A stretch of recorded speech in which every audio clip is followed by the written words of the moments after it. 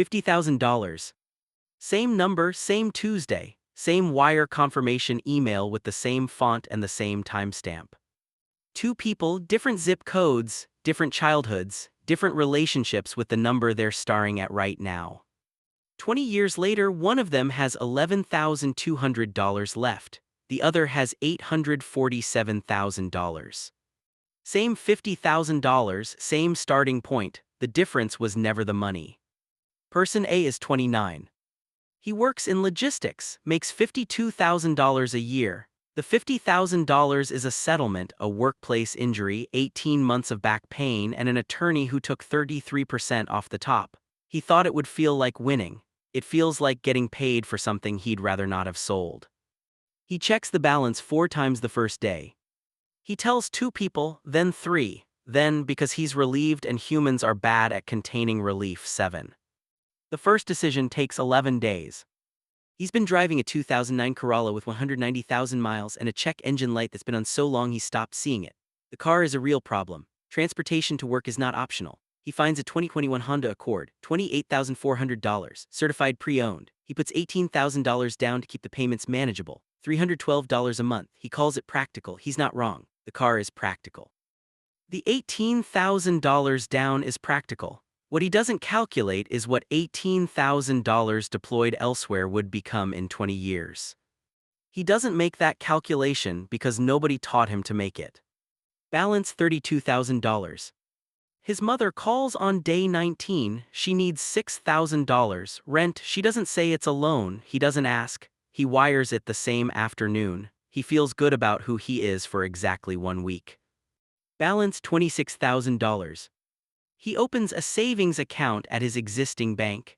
0.4% interest. He deposits $20,000. He feels responsible. The word responsible is doing a lot of work here. It is covering for the word comfortable, which is covering for the word stuck.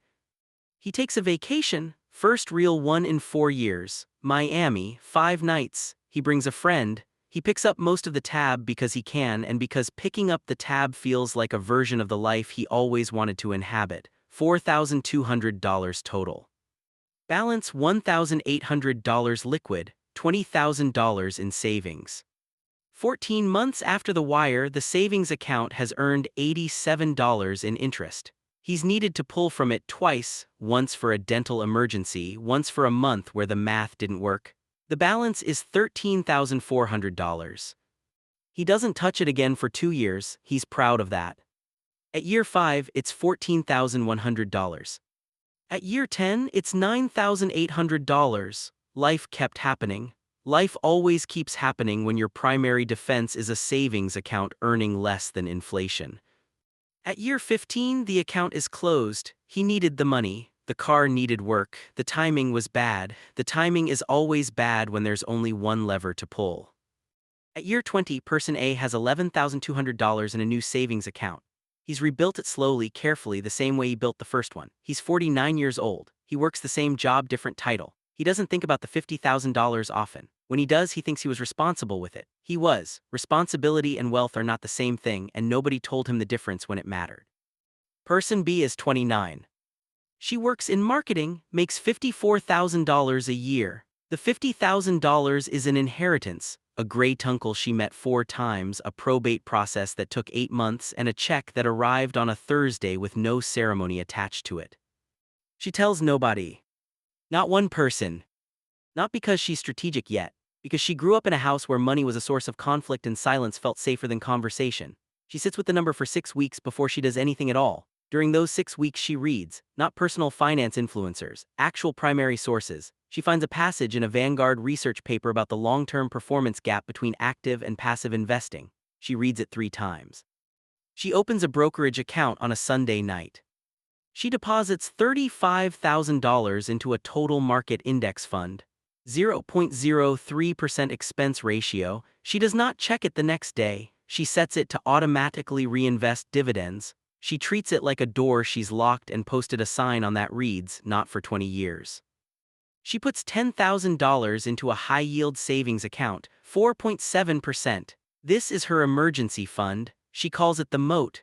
The moat is not for vacations. The moat is not for helping people. The moat is for the specific category of emergency that would otherwise force her to liquidate an investment at the wrong moment. She keeps $5,000 liquid in checking, buffer nothing more. Total deployed $50,000, decision time 6 weeks, people told 0. At year 1, the index fund is at $38,200. The market had a rough quarter in month 7. She noticed, she did not touch it. She understood intellectually that volatility and loss are not the same thing. Most people understand this intellectually. Most people still sell. She did not sell. At year 3, she has increased her monthly contribution to the index fund by $200. It took a raise and 1 eliminated subscription and 1 fewer dinner out per week. The fund is at $67,000. She does not feel rich. She feels like someone quietly building something in a room where nobody can see the walls going up. At year 5, she reads about real estate, not the kind sold at seminars. She starts small, a duplex 2 towns over. She puts $22,000 down, money she saved from income, not from the windfall. She lives in one unit, rents the other for $1,100 a month. The mortgage is $1,340. Her effective housing cost is $240 a month. She's 34. Her net worth crosses $100,000 for the first time. She checks it once, writes the number in a notebook, and closes the laptop. At year 10, the index fund is at $142,000. The duplex has $67,000 in equity. She's added a second property, a single-family rental that cash flows $490 a month after expenses.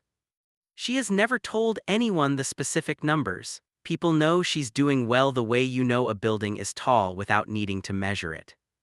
At year 15, the index fund is at $261,000.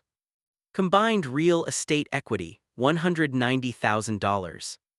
She turns down a financial advisor who cold calls her. She turns down a business opportunity from a friend she's known for 12 years. The friend is hurt. The friendship survives reduced. She accepts the reduction. At year 20, person B is 49 years old. Index fund, $487,000. Real estate equity across 3 properties, $360,000. Total net worth attributable to the original $50,000 and the decisions it trained her to make, $847,000. She still drives a practical car, not because she can't afford otherwise, because she did the math on what transportation actually costs and decided the difference between a practical car and an impressive car was better deployed elsewhere. She made that calculation, she keeps making it. The $50,000 did not make person B wealthy. The $50,000 revealed that she already understood something person A didn't. Here is what she understood. A windfall is not a reward. It is a test of your existing relationship with money delivered at 10 times the normal speed.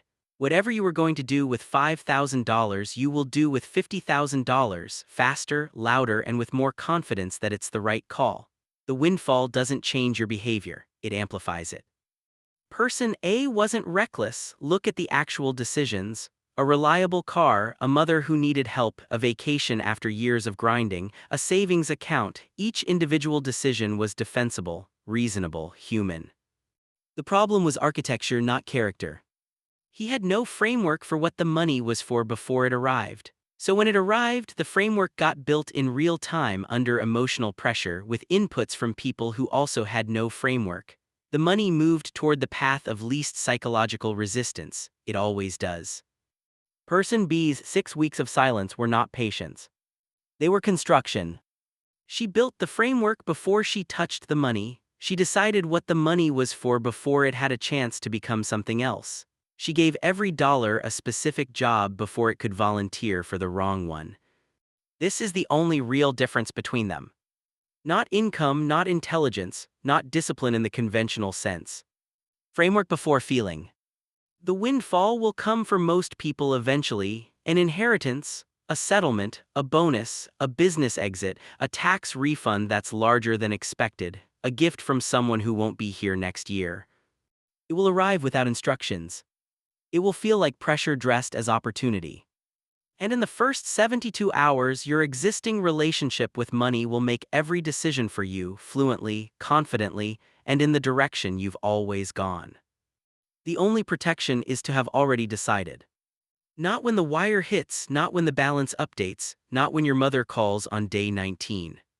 Before. The money is coming. The only question left is which person you've already decided to be.